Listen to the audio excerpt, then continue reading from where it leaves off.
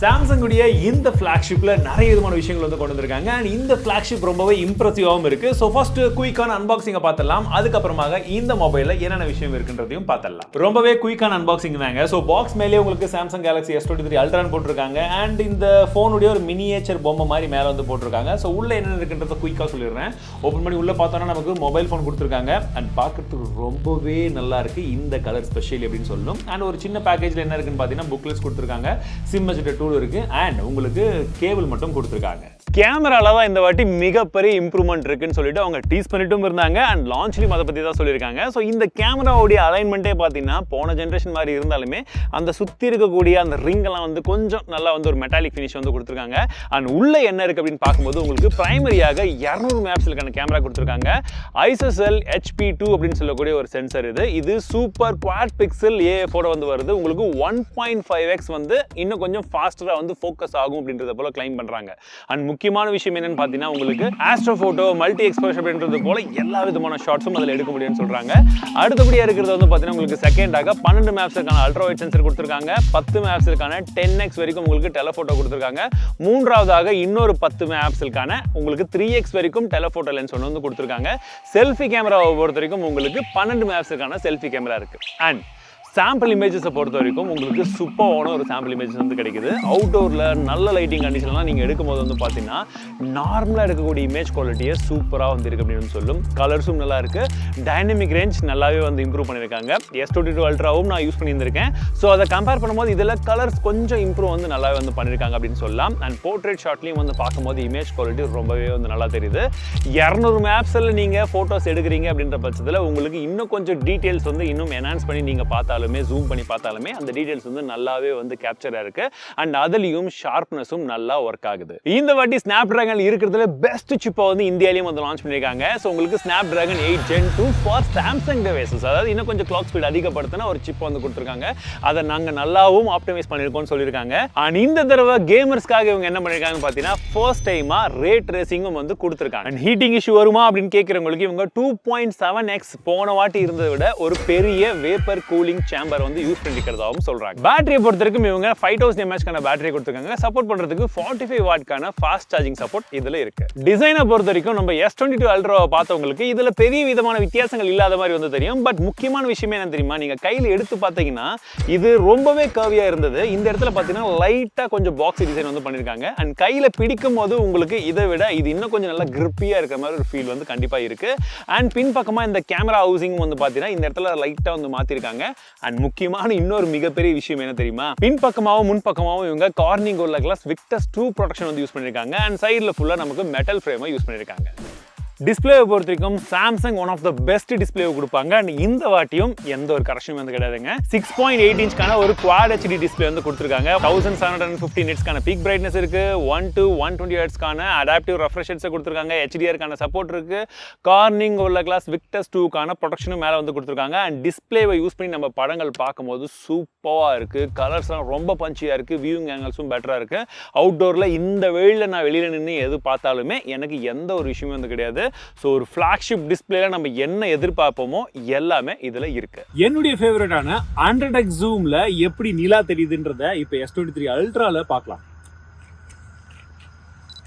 So this is wide angle. பாத்தீங்கன்னா டெலஃபோட்டோக்கு automatically சுவிட்ச் ஆச்சு. 30x இப்போ நிலா நல்லா தெரியுது.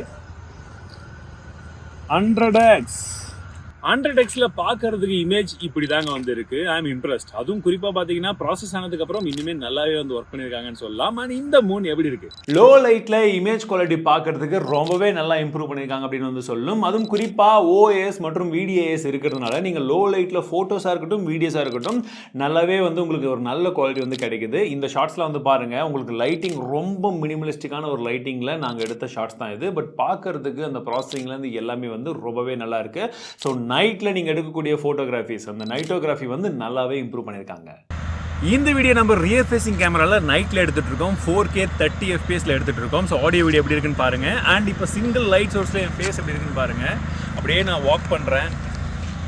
லைட்டிங் கம்மியாக இந்த டைம்லையும் எப்படி இருக்குன்றத சொல்லுங்க. அதே போல் கேமராவில் உங்களுக்கு எக்ஸ்பர்ட் ரா அப்படின்னு சொல்லக்கூடிய ஒரு ஆப்ஷன் வந்து கொடுத்துருக்காங்க. இதில் நீங்கள் 12 மேப்ஸ்லையும் எடுக்கலாம், 50 மேப்ஸ்லையும் வந்து எடுக்கலாம். அண்ட் எக்ஸ்பர்ட் ராவில் எடுக்கும்பொழுது உங்களுக்கு ஃபுல்லாக டீட்டெயில்ஸ் எல்லாமே இருக்கும். நீங்கள் மற்ற ஆப்பை யூஸ் பண்ணி உங்களுக்கு எப்படி வேணுமோ நீங்கள் வந்து ஈஸியாக வந்து எடிட் பண்ணிக்க முடியும். ஃபுல் டீட்டெயில்ஸும் வந்து திரும்ப ரீடைனும் பண்ணிக்க முடியும். 8K 30 FPS வரைக்கும் வீடியோ எடுக்க முடியுது. இது ஜஸ்ட் பேருக்காக மட்டும் கிடையாது, கிளாரிட்டியும் பார்க்கறதுக்கு நல்லாவே வந்திருக்கு. ஒருவேளை நீங்கள் எடுக்கக்கூடிய வீடியோவில் இன்னும் கொஞ்சம் 360 டிகிரி வீடியோ ஆடியோவும் சேர்ந்து வரும்னு நினச்சிங்கன்னா இந்த பட்ஸ் 2 ப்ரோவை கனெக்ட் பண்ணிட்டு நீங்கள் ரெக்கார்ட் பண்ணிக்கலாம். சாம்பிள்ஸ் எப்படி இருக்குன்றத பாருங்க. 360 டிகிரியில் நீங்கள் பட்ஸ் 2 ப்ரோவை கனெக்ட் பண்ணிட்டு நீங்கள் ரெக்கார்ட் பண்ணும்பொழுது உங்களுக்கு இந்த மாதிரி வந்து ஆடியோ குவாலிட்டி வந்து இருக்கும்.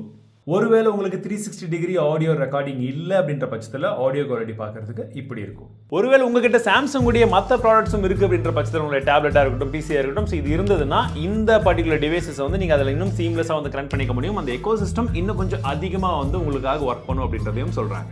இது வரைக்கும் வந்ததுலே இது ரொம்பவே சஸ்டைனபிள் கேலக்ஸி டிவைஸ் அப்படின்னு சொல்கிறாங்க. காரணம் என்னன்னா கார்னிங் கோலா கிளாஸ் விக்டர்ஸ் 2 இருக்கட்டும், இல்லை இவங்க இந்த ஃபோனில் யூஸ் பண்ணியிருக்கக்கூடிய நிறைய விதமான மெட்டீரியல்ஸாக இருக்கட்டும், அண்ட் இந்த ஸ்பெஷல் சாம்சங் டிஷர்ட்டாக இருக்கட்டும், இது எல்லாமே வந்து என்னடா ஒரு விஷயம் காமனாக வச்சிருக்குன்னு பார்த்தீங்கன்னா ரீசைக்கிள் பண்ணப்பட்ட கடல்லிருந்து எடுக்கப்பட்ட நிறைய விதமான அன்வான்ட் குப்பைகளாக இருக்குது பார்த்தீங்களா, அதை யூஸ் பண்ணி தான் இதில் பல விஷயங்களை வந்து நாங்கள் செய்திருக்கோம் அப்படின்னு சொல்கிறாங்க.